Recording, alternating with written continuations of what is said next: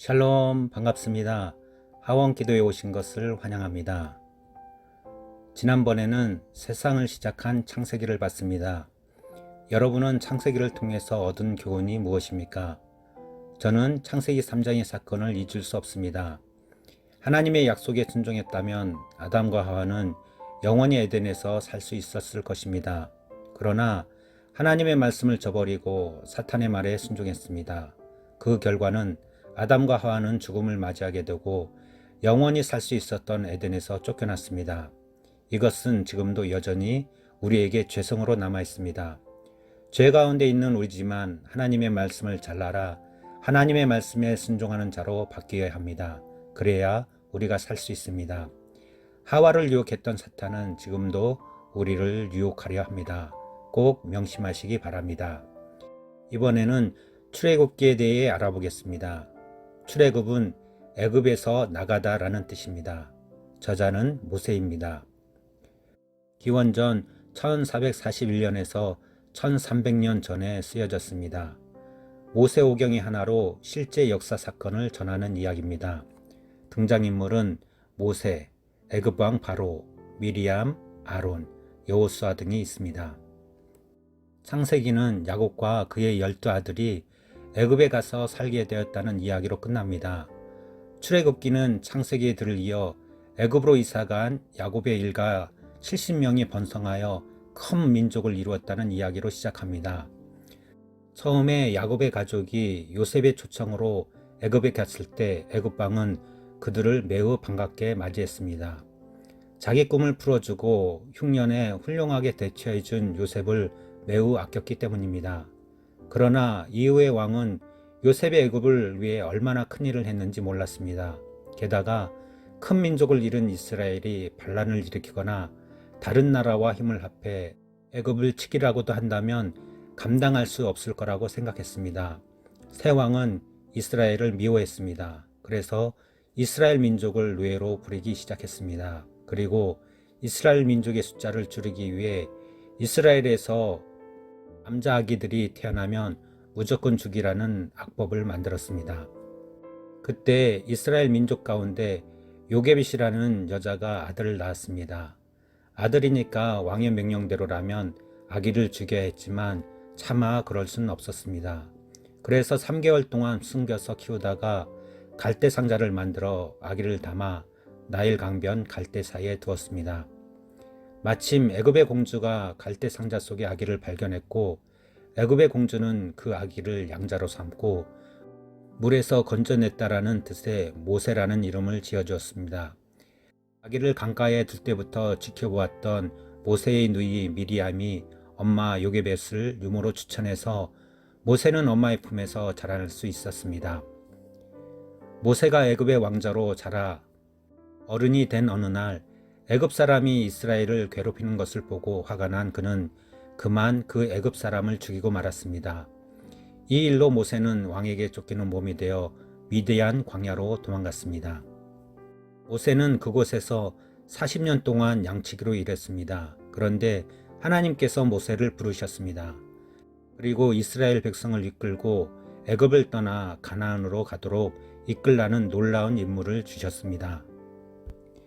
모세는 형 아론과 함께 애굽의 왕 바로로 찾아가서 이스라엘 백성들을 보내달라고 했습니다. 하지만 바로는 거절했습니다.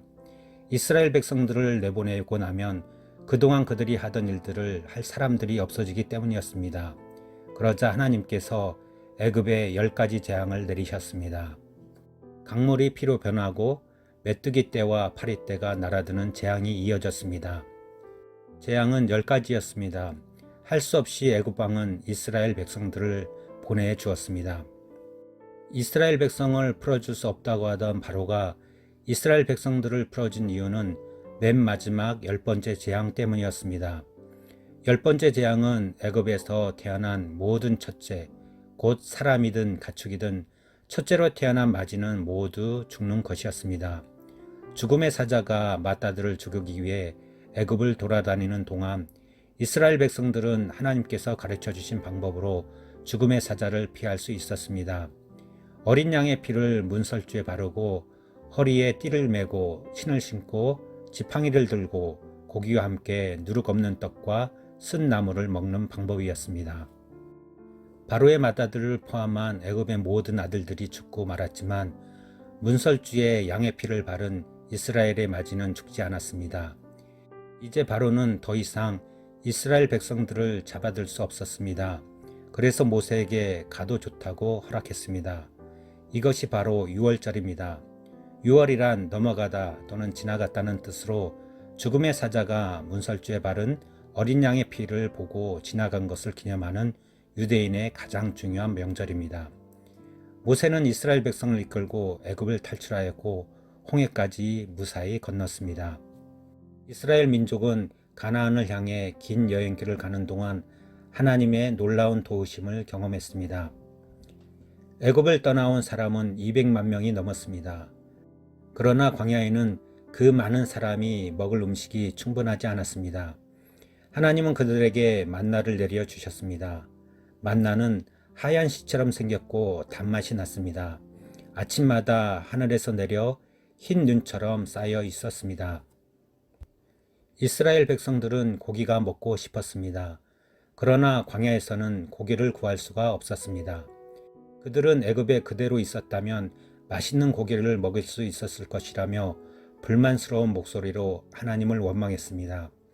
하나님께서는 그들에게 메추라기 떼를 보내서 그 고기를 먹도록 해 주었습니다. 광야는 메마르고 더운 곳입니다. 강이나 샘, 냇가처럼 물을 먹을 수 있는 곳이 없었습니다.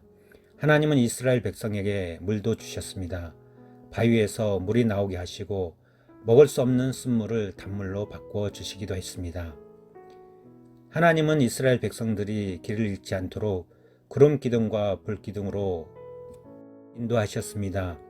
낮에는 구름 기둥으로 뜨거운 햇빛을 막아주셨고 밤에는 불 기둥으로 따뜻하게 지켜주셨습니다.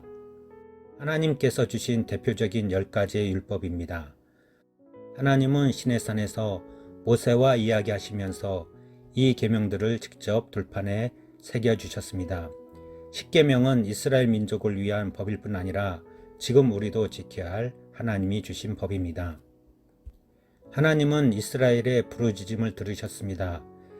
애굽에서 고통당할 때 그들의 절규를 들으셨습니다. 광야에서 먹을 것을 불평할 때 하나님은 만나와 메추라기를 허락해 주셨습니다. 목말라 할 때 물을 주셨습니다. 구름 기둥 불 기둥으로 그들의 안전을 지켜주셨고 인도하셨습니다.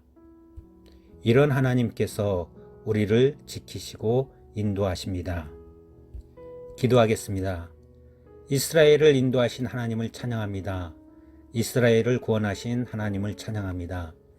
하나님은 이스라엘의 백성의 간구를 들어주셨습니다. 애굽에서 고통당할 때 그 고통에서 헤어나와 출애굽하게 하셨습니다. 광야에서 그들의 필요를 따라 공급해 주셨습니다. 또한 그들의 길을 인도하셨습니다. 모든 것을 주시는 하나님을 찬양합니다.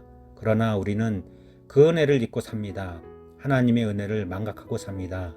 용서하여 주옵소서. 하나님은 말씀대로 살라고 율법과 복음을 주셨습니다. 주신 것에 순종하는 저희들 되게 하옵소서. 순종함으로 하나님의 역사에 동참하게 하옵소서. 예수님의 이름으로 기도합니다. 아멘.